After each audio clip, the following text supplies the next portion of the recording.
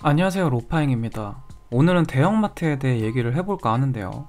예전을 생각해보면 주말에 온 가족이 대형마트를 갔던 기억이 있습니다. 푸드코트에서 음식도 나눠 먹고, 시식코너에서 맛있으면 하나 사와서 집에서 먹고, 음식을 사는 것도 좋은데 주말에 가족과 함께 시간을 보내는 추억을 만드니 설레이고 즐거운 곳이었습니다. 그런데 최근에는 대형마트를 언제 갔는지 기억이 잘 안 나더라고요. 요즘에는 저희 부모님도 쿠팡으로 시키시는 편이고요. 1년 중에 친구들이랑 놀러 갈 때만 대형마트를 이용하는 것 같아요. 그래서 금요일에 가보니까 마트 주차장은 생각보다 한산했고, 시식 코너도 예전처럼 사람이 많지는 않더라고요. 매장 안에는 직원들이 많았습니다. 확실히 손님들이 적은 것 같더라고요. 왜 이렇게 대형마트는 과거와 다르게 썰렁해졌을까요? 한때는 유통의 왕이라고 불렸던 대형마트였는데 같이 보실까요? 국내 대형마트의 영업 환경은 갈수록 악화되고 있습니다.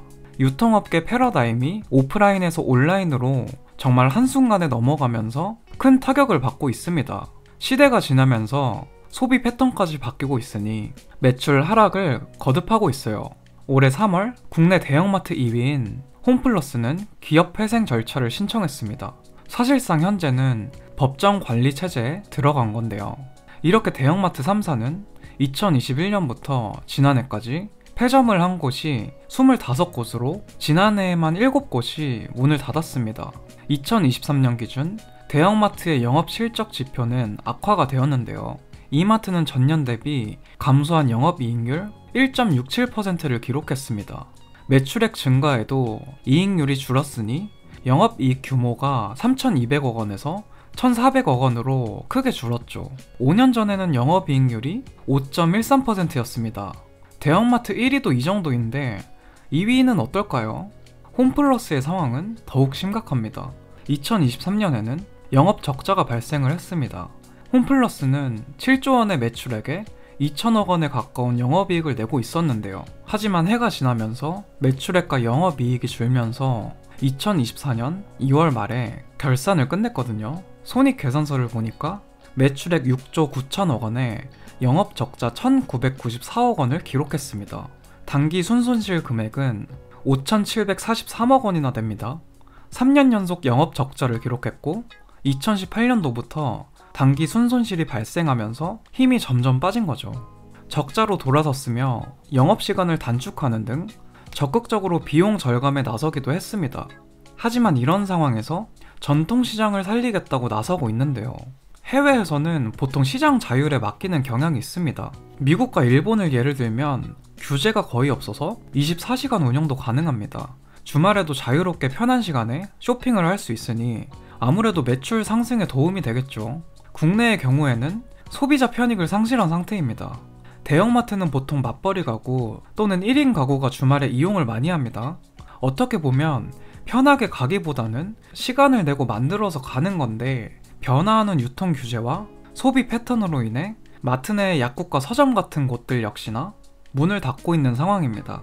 사실 오늘 주문하면 내일 새벽에 받을 수가 있으니까 시간을 쓰지 않고 언제든 편하게 온라인으로 주문할 수 있으니 이런 변화는 사회적인 현상으로 볼 수도 있겠습니다. 새벽 배송으로 많은 분들이 쿠팡을 이용하고 계시죠. 그런데 알리와 테무, 쉬인 등 중국 플랫폼들이 한국 시장에서 사업을 시작하면서 점점 대형마트는 힘이 빠지고 있습니다. 그리고 한국에서는 1인 가구가 엄청나게 늘어났습니다. 대형마트에 가시는 분들은 보통 가족 단위가 많거든요. 요즘에는 마트에서도 1인분 메뉴가 인기를 끌 정도로 쇼핑의 스타일이 정말 많이 바뀌었습니다. 소량 밀키트가 대세가 되면서 혼자 먹는 거 그냥 인터넷으로 시키거나 편의점에서 조금 비싸더라도 편하게 구매하는 패턴으로 바뀌었습니다. 이런 결과로 유통 쪽에서는 쿠팡이 이미 앞서기 시작했습니다. 쿠팡은 올해 1분기 매출이 전년 동기 대비 21% 증가한 11조 4,876억 원을 기록하며 분기 최대치를 경신했습니다. 로켓 배송으로 대표되는 빠른 배송 시스템과 쿠팡이츠 등 다양한 서비스를 통해 고객 기반을 꾸준히 확대했고요. 작년 기준으로 한번 볼까요? 2024년 이마트는 연매출 29조 원을 기록했지만 쿠팡은 41조 원을 돌파하며 국내 유통사 중 매출 1위를 기록했습니다. 오프라인의 상징이던 유통 강자 이마트가 온라인 강자 쿠팡에게 1위 자리를 내주게 된 거죠. 이커머스 시장이 성장을 하면서 유통사들은 현재 위기인 상황입니다. 실제 국내 유통시장은 대형 구조 조정에 돌입하기도 했죠. 홈플러스 사태는 정말 충격이 컸습니다. 대형마트 2위 유통사인 홈플러스가 기업 회생을 신청하면서 유통 대기업도 한순간에 무너질 수 있다는 인식이 소비자들에게 각인되었고요. 국내 유통시장에 대대적인 변화는 쿠팡이 주도했습니다. 빠른 배송과 멤버십 서비스, 다양한 컨텐츠 전략이 주요했고요. 오프라인 유통사는 어떤 변화와 대응으로 생존할 수 있을까요? 현재 쇼핑은 집이나 직장에서 간편하게 온라인으로 하고 주말에는 나들이를 가거나 대형 쇼핑몰로 향하게 됩니다. 지역 핫플레이스 전략으로 백화점은 팝업 스토어와 맛집으로 고객들을 사로잡았습니다.